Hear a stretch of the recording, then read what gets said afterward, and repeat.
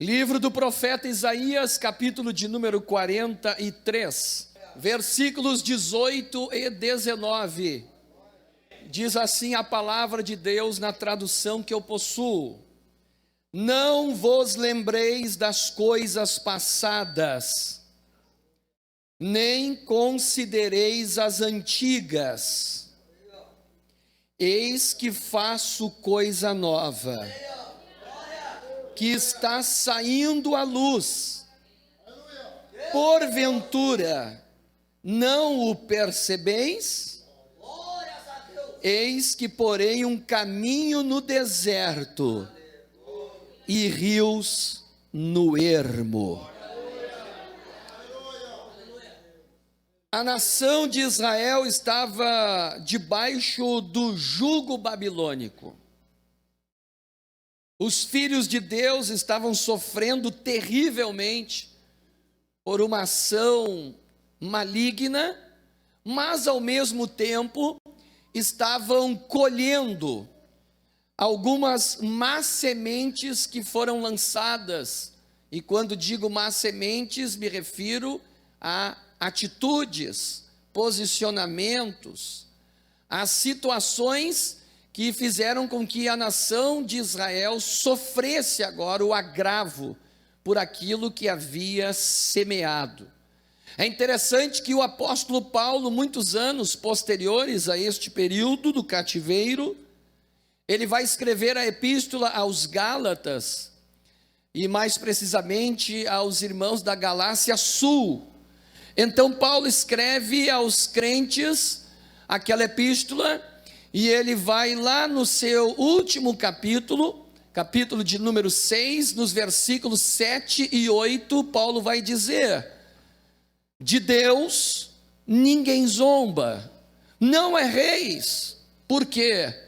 Porque tudo aquilo que o homem semear, isto ele ceifará. Se o homem semear no Espírito, ele vai colher algo no Espírito. Se por consequência o homem, quando falo homem, falo gênero humano, homem e mulher, semear na carne, o resultado da semeadura, do lançar aquela atitude ou aquela palavra, ou tomar aquela posição ou decisão na carne, vai gerar, por consequência, uma colheita também na carne. E era este o momento, este era o período que a nação de Israel estava vivendo. Havia semeado distanciamento de Deus, dos seus mandamentos, das suas ordenanças. Há pouco eu falava aqui na segunda fase, no momento da reflexão bíblica antes da Santa Ceia do Senhor, sobre a questão da lei de Deus no Antigo Testamento. A lei de Deus trazia à consciência o que era pecado. Foi por causa da lei que o homem, então, ficou ainda mais despertado em relação ao pecar. Por quê? Porque se não estivesse escrito não matarás, o homem não saberia que matar era pecado. Se não estivesse escrito não roubarás, o homem não saberia que roubar era pecado, e assim, consequentemente, com os demais pecados. Mas lá na antiga aliança, as ordenanças, os mandamentos e os preceitos, toda a estrutura de orientação de Deus, ela não foi eficaz a tal ponto de mortificar a natureza humana ou de subjugá-la ao domínio do Espírito Santo.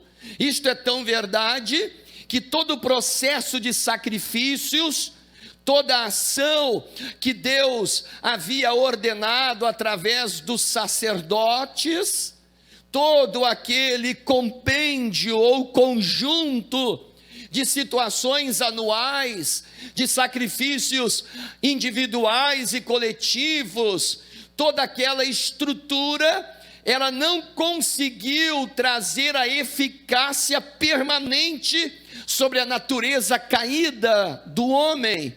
Então veio Jesus, E como diz a Bíblia, ele se fez carne. O verbo que estava com Deus, o verbo que era e é Deus, e estava antes da fundação do mundo com Deus, despoja-se voluntariamente da sua divindade total e passa a continuar sendo Deus, mas agora com a natureza humana. E então ele vem e passa por todo o processo que você conhece, e que aqueles que estão aqui com menos de 10 dias, ou nos seus primeiros 30 dias, ou nos seus 3 primeiros meses, e não conheciam o Evangelho, estão se familiarizando com a Bíblia, estão vendo que Jesus, voluntariamente movido por uma ação amorosa, entregou-se por mim e por você. E ele agora faz todo o percurso que Deus havia predito, e ele cumpre com toda a lei de Deus. Ele mesmo disse em muitas ocasiões: eu não vim revogar a lei, eu não vim anulá-la, eu não vim desconsiderá-la, mas eu vim cumprir a lei. Só que eu estou na lei. A lei propriamente fala sobre mim, sobre o meu propósito, e eu vim para trazer uma nova dimensão de vida para vocês, uma vida no Espírito, uma vida de novo nascimento, uma vida que a razão humana não compreende, uma vida que as faculdades intelectuais, por mais bem destacadas, não conseguem discernir, uma vida nova que os milionários, que aqueles cujos nomes estão nas mais variadas classes de informações, não conseguem compreender. Mas esta nova vida, Jesus falou que ela pode ser ofertada, e ela é de fato oferecida de maneira gratuita pelo seu próprio sacrifício. Quantos estão aqui amando o sacrifício de Jesus de Nazaré?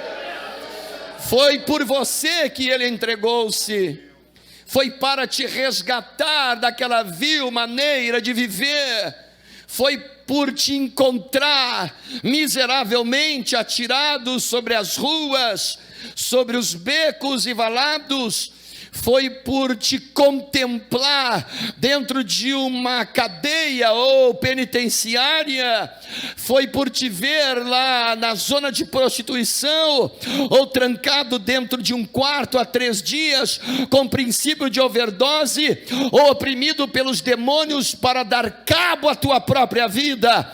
Foi das mais variadas maneiras que ele nos encontrou, e por nos amar, ele nos oportunizou a salvação gratuita. Quem pode adorá-lo nesta noite?